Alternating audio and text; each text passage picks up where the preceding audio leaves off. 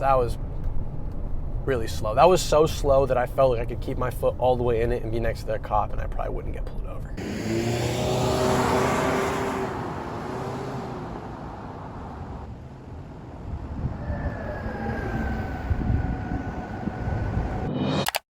Today I'm sitting behind the wheel of a Lexus NX300h, and the H is for hybrid. And we're going to discuss if this hybrid is worth it over the regular NX300 or if some of the competition is maybe better than this. But either way, if you enjoy the content, please throw it a like. And if you want to see more content like this and help make this kind of content possible, please subscribe. It means a lot to me. And without further ado, let's get out onto the road.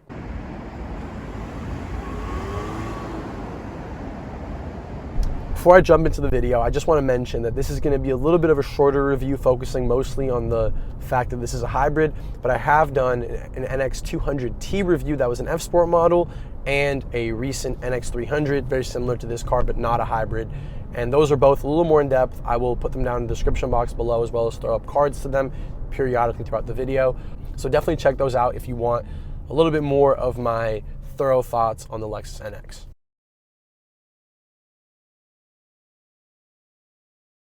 All right, so setting off here in the NX300h, the hybrid, we are driving it where it belongs, where it's most at home, which is in the city. We're not out in the canyons, we're not out in any sort of the open road where, sure, this car can get by, but really this is where it's meant to be and kind of what it's intended for, city driving. And this is where it makes the most sense to maybe have a hybrid like this, because this is not a plug-in hybrid. This is a traditional hybrid system which just uses regen to charge a very small battery and has 3 supplemental motors, electric motors, that give you very little power and very little electric range, but again, makes city driving a little more efficient, especially stop and go at red lights and traffic, compared to a non-hybrid system. But that doesn't mean this doesn't have its drawbacks, which it certainly does, and we're going to discuss those in a moment.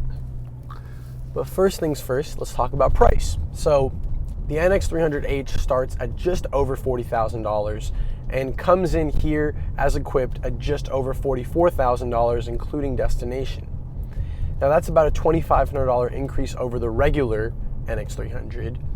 And there are some pros and cons. The biggest pros are that for the money, you do get effectively a more efficient car, and a car that does ultimately achieve better MPG rating. And on top of that, the NX300h only comes standard in all-wheel drive, where the regular NX300 comes standard in front-wheel drive and has an optional all-wheel drive system that's going to cost you a bit of money. It's going to shorten that price gap between this and that, but there are certainly drawbacks again, and cons, if you will. And one of them, beyond price, is that this isn't actually crazy efficient. The standard 300 gets about 22 mpg in the city and 28 on the highway, and this gets about 33 in the city, which is quite an improvement, but only 30 on the highway, which is only a 2 mile per gallon increase over the standard NX300. So that's right there a point of kind of, I guess, contention. If you do a lot of highway driving, this kind of automatically isn't really worth its price, worth its weight in gold. And if you do a tremendous amount of city driving, almost entirely city driving, then this is in fact worth its weight in gold, because you're getting a much higher MPG rating in the city due to that hybrid system. Another drawback is power. So the regular NX300 features a 2-liter turbocharged 4-cylinder, which produces about 235 horsepower. And this, unfortunately, has a 2.5-liter naturally aspirated 4-cylinder, which has a combined 194 horsepower and 152 pound-feet of torque. But really only about 154 of those horses come from the motor itself, and the other 40-ish come from the 3 supplemental electric motors that this has. So it feels a lot more quote-unquote lethargic than the regular NX300, and we're at a stoplight here, so when it turns green, we'll floor it, and it's not terrible, but we're fully in, we're all the way in, and the CVT is taking, oh, there's 60, man, that felt like 10 seconds. That was really slow. That was so slow that I felt like I could keep my foot all the way in it and be next to that cop and I probably wouldn't get pulled over. No chirp, obviously, again, because of the all-wheel drive system, which you do get a little bit of in the front-wheel drive NX300 and NX200. But ultimately, it does feel like a bit of a letdown. And I actually just drove the RX 350, slightly larger SUV from the Lexus lineup, and that has a naturally aspirated, I believe, 3.5 liter 6-cylinder motor. And I even would kind of say I'd prefer the 2 liter from the regular NX300 over that motor because of that torquier, peppier power band. And this just feels like the worst of the bunch by far. I don't think any slight MPG increase is worth this trade-off, especially when you consider this costs more than a standard NX300. And Toyota's RAV4 hybrid, their standard hybrid, just like this, actually produces more power at 219 horsepower, almost 30 more horsepower than this, as well as getting 41 MPGs in the city and 38 on the highway, which is almost 10 more respectively than this car, all for a $12,000 less expensive starting price. On top of that, for closer to this price, although still less, you can get the RAV4 Prime, which is their plug-in hybrid, which has over 100 more horsepower than this, a 302 combined horsepower, making it actually, fun fact, Toyota's second fastest car to 60 miles an hour, faster than even the 2 liter 4-cylinder Supra.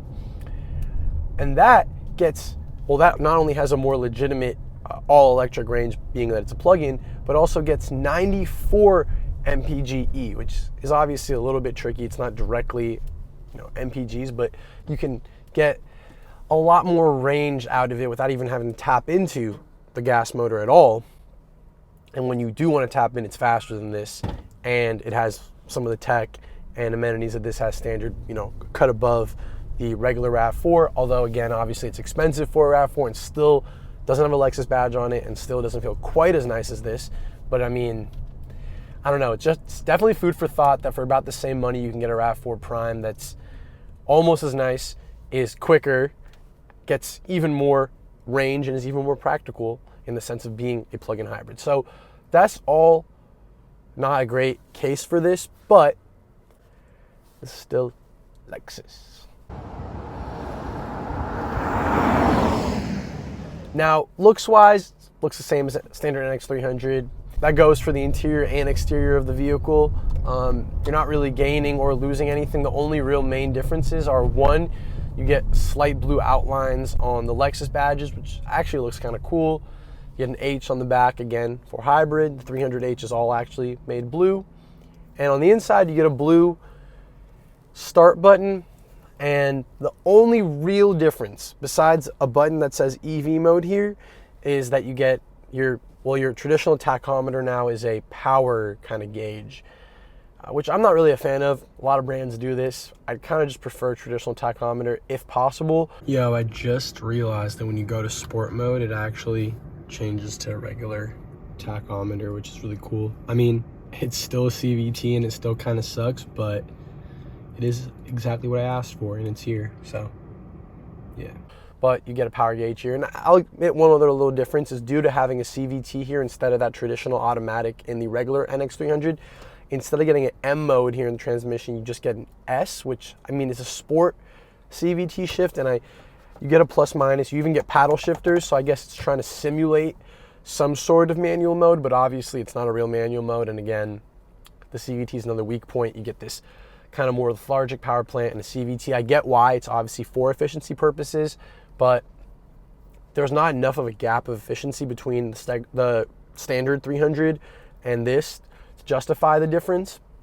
Again, you get all the same things standard in both. You get adaptive cruise control, lane keep assist, you get blind spot monitoring, auto high beam, you get a heated steering wheel. In this case, you get heated and cooled seats as part of the premium package that this car has, which is about $2,600. It's the only main package this car has. It gives you the sunroof. It also gives you upgraded 18-inch premium wheels and enhanced DRLs, which I guess just means those kind of L-looking swoopy lights in the bottom are a little nicer. They're LEDs. There's also an optional $1,500, I believe, triple beam LED, which this car does not have, but I think it looks fantastic, and it's like the one option I wish this car had. Otherwise, I'm pretty happy with how it's spec'd. Now, one thing to note is that Lexus does not offer an F Sport trim of the 300H. They do offer a luxury line, which gives you a bunch of the stuff this car has as standard, as well as leather seats, although a little part of my brain likes having this kind of faux leather because it's a little more in line with the tree hugger mentality of a hybrid anyway. why be saving the planet and then have leather seats on the inside? I don't know. I just think this is cool, but the point is you do have a luxury line. You don't, and that's about $5,500 more than this, so it's a pretty penny more, but you don't get any sort of F Sport line, unfortunately, and I think the F Sport looks the best when it comes to the NX. You lose kind of that awkwardly angled front bumper, and you get a little more of a stout look up front, and it kind of extends a little lower and looks a little more muscular and aggressive, and really helps finish out the look of an otherwise decent looking compact SUV. But if you had to ask me, I'm not paying even a little premium to get the hybrid when I can get the standard regular NX300 with a more potent power plant, a better transmission, and otherwise all the other same great looks and features and amenities of the Lexus NX as it were, for that money. On top of all of that, there's an entirely redesigned Lexus NX coming out very shortly for the 2022 model year, and I'd probably just wait for that at this point and see what it has to offer, because it's redesigned, it looks a little nicer, and I'm sure it'll offer some other features, some enhanced features, but also, who knows, maybe they'll come out with a plug-in hybrid or a better version of a hybrid. But for now, I'm tapping out and sticking with the regular NX300. Now, if you guys enjoyed this video, please consider subscribing. New videos are dropping every single week. Comment down below, let me know what you guys want to see, and I'll do my best to make it happen. And as always, this is Rio. Peace out.